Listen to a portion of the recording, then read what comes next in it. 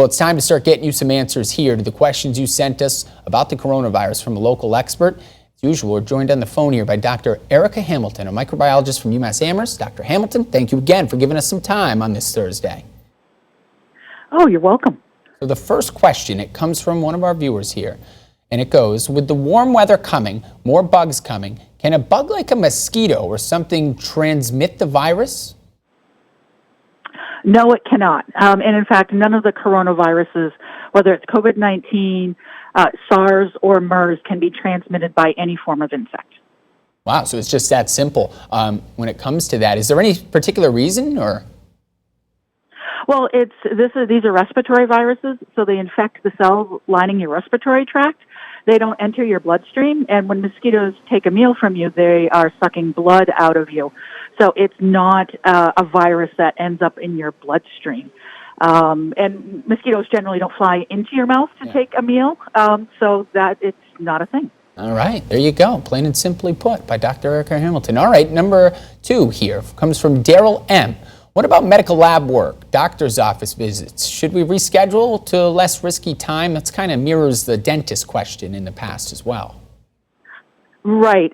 Now, some doctor's offices have already done this. And if your appointment that is coming up is just your general physical, your yearly physical, that can certainly be put off. Some things that should not be put off are procedures that would cause you to become more ill if you miss them. A really good example are chemotherapy treatments, dialysis for people who have kidney failure. Those are things that still have to happen on a regular basis.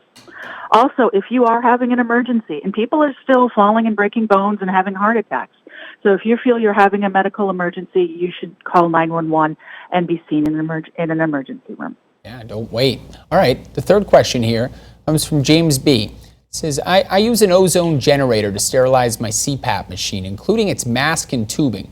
Could such machines be used to sterilize masks for reuse? We've heard about this. We have, and it's got a couple parts to the answer. First of all, for people who don't know, CPAP machines are used to treat a disorder called sleep apnea. And some companies make these machines that use ultraviolet light or ozone to kill any pathogens or bacteria or viruses that build up on the inside of the mask. One thing to remember about these machines is that how well they work has not been investigated by the Food and Drug Administration, and in fact the FDA does not authorize the use of these sanitizers to clean CPAP masks. So the question of how well they work is sort of up in the air right now. The other problem with any type of disinfection of these masks is the masks themselves. They're made to be disposable. So no matter what you do to them for disinfection or sterilization, there is always the chance that you're going to cause tiny tears or pinholes in the mask material, which completely negates the use of the mask whatsoever. So I know that there are researchers still trying to figure out how can we disinfect these so that people can reuse them. One of the biggest issues they're running into is not necessarily the decontamination part, it's the decontamination ruined the mask because they're disposable things.